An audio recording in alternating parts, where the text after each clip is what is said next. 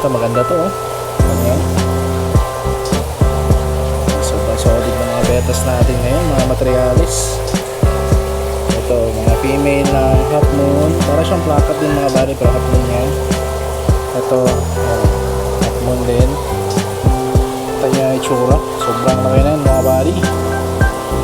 Ayan. Sobrang.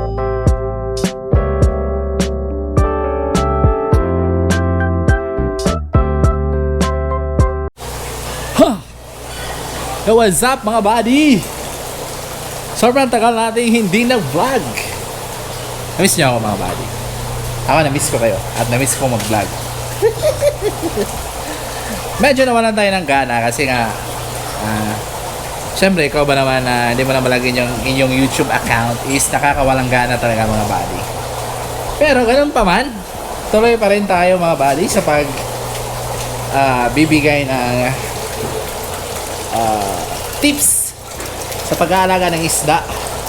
So ngayon meron na tayong bagong mga binibreed na isda, hindi lang gapi mga buddy, kundi meron din tayong mga betas. Kita nyo naman, you know? Tapos meron din tayong binibreed na mga beta. Meron tayo dito mga paanak na mga beta. Dito ito mga. Teka, kuha muna ako ng flashlight para makita nyo mga buddy. So, balik tayo mga buddy. Nagpala ako ng flashlight para makita natin. So, ayan, meron na tayong mga paanak ng beta dito.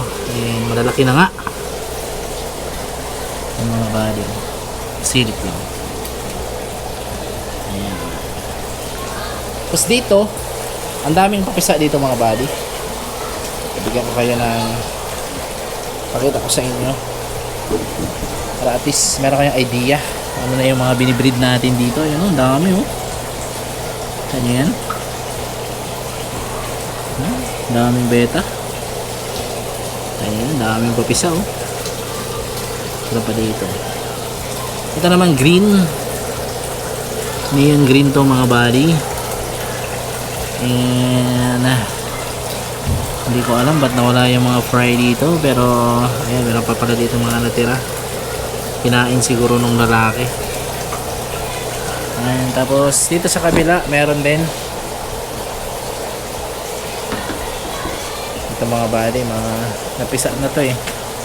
Ayan, dami oh.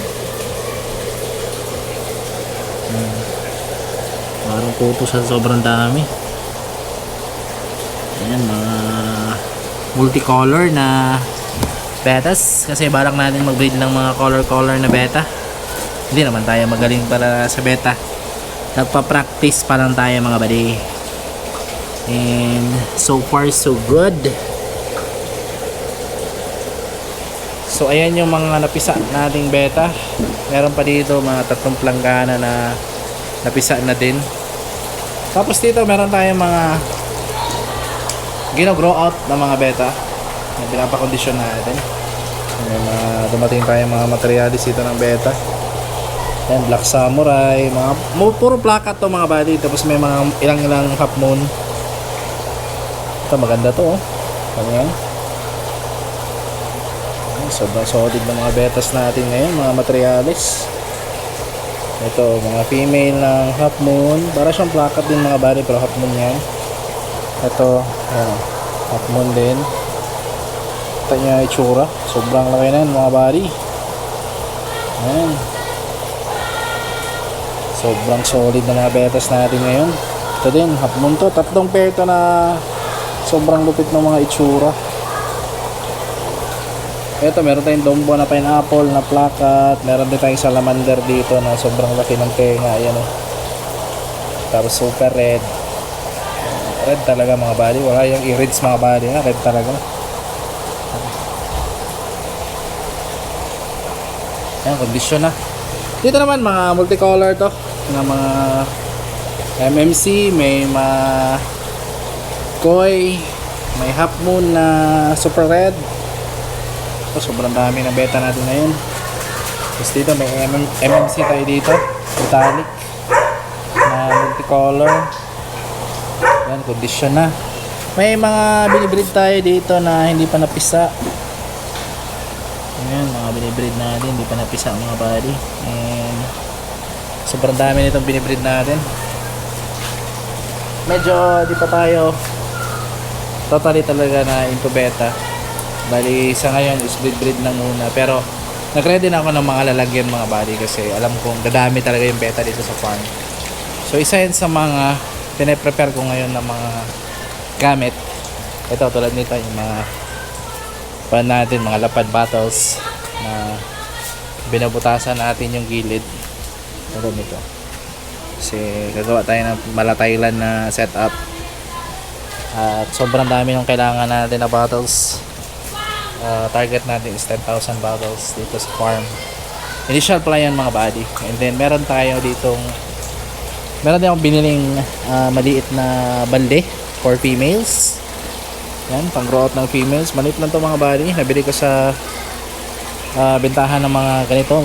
Hindi siya junk shop pero nakafocus sila sa mga balde and other na mga plastic na binebenta. Tapos, ayun lang yung update dito sa beta. Pero, yun nga, nakafocus pa rin tayo sa gabi mga buddy. Hindi tayo totally beta lahat. Kasi, nagsisimula pa lang tayo. Dito, meron pa rin tayo mga P-Dirt mga buddy sa mga gustong mag-order, marami pa rin tayong P-Dirt. Tulad nyo, no? Pwede ako sa inyo. Dito, marami tayong P-Dirt. Ayan, hindi naman maubos yung P-Dirt natin dito sa farm. Kahit nabenta na yung mga tig 100 mga maliliit. Dalawang tubs lang yung nabenta dun. Hindi talaga totally naubos. And meron na naman tayong mga bagong anak na P-Dirt. Ayan, ito beta din to, super red na napisa din, sobrang dami. Ayan, super red beta. Tapos dito is P-Dirt pa rin. Ayan, P-Dirt dito walang laman. Ito mga fry ng P-Dirt. Tapos pakita ko na rin din sa inyo dito. Tara, dito tayo mga buddy. Natin dito. Ayan, dito mga fry ng P-Dirt na napakadami din. Ayan, fry ng P-Dirt yan. Ayan, mga dragon. Doon, fry ng P-Dirt. Dito full gold. Dito mga breeder ng dragon. Ayan, mga red dragon snake skin natin na half moon. Andito. Ayan, fry ng P-Dirt. Ito mga next batch to mga buddy. Medyo maliliit pa kaya hindi muna natin pwedeng ibenta to mga buddy. Ayan, fry ng P-Dirt. Meron din tayo dito. Ito, may bago tayong strain dito. Yung P-Dirt coin natin, ilipat natin dito sa cement pan para at least mabreed naman ng maayos.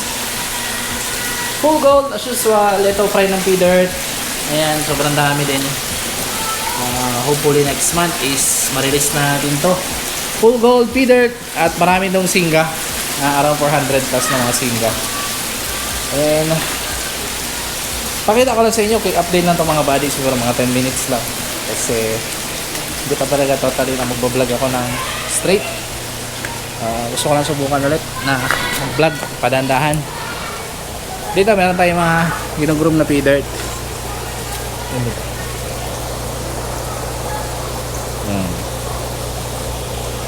Ang tawag dyan, groom to sell. Breed groom sell. Diba? Yan, puro P-Dirt yan mga buddy. Ito may pre-repair tayong tank dito for endlers, malalim, double sword. May bisita dito si Buddy Roach. Yan, kasi meron siyang project dito na gagawin dito sa gilid na to. Yan, spoil ko na lang mga buddy. Itong pader na to, kanin dito hanggang doon sa dulo. Gagawa tayo ng metal rack, metal stand pala, or steel rack, o anong tawag dyan, basta rack. Katulad nito mga buddy, pero 5 layers na 4x8x10 yung sukat, 4 betas. Pero nakatagilid siya instead na pag ganito, patagilid siya para hindi kaya ng space. Para dito 4, ganyan 4 siya, 4, ganoon 4, tapos 8, and then 10 yung haba. Ganun yung itsura. So di pa natin nagawa kasi wala pa tayong budget. Tingnan ko lang muna kay Buddy Roach para ma-estimate natin yung bakal na gagamitin. Dito puro singga as usual. Meron pa rin tayong mga singga dito na napakadami din. Yan, mga ginugroom natin na singga. Hindi pa rin mawawala yan mga buddy kasi sobrang busy natin. Meron pa rin yan mag-groom at meron tayong mabebenta. Punta tayo dun sa kabila. Hindi ko na i-cut kasi mabilisan lang naman to. Quick update sa ating fish farm dito mga buddy. Ayan, meron tayong Danny Blue. Meron ng kwarto si Danny Blue dito. Ayan, meron tayong ginawa dito ng kuhaan. Lagayan ng lapad bottles. In-estimate natin as 540 na mga lapad bottles yung kasya dito. Para siyang drain sa gilid. Tawag dyan, Thailand setup. Tapos dito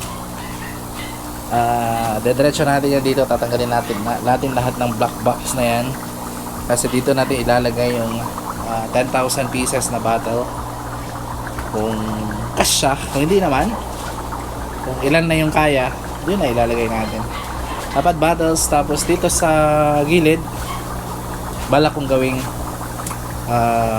grow out tanks na mga females dito sa taas. Paano pa lang naman mga body, hindi pala totally na into beta talaga kasi katakot-takot din yung gastos ng mga body. Hindi siya madaling ipunin. Tapos dito meron tayong mga HB-Red pa rin, HB-Red na mga malalaki na yan. Pwede na i-breed.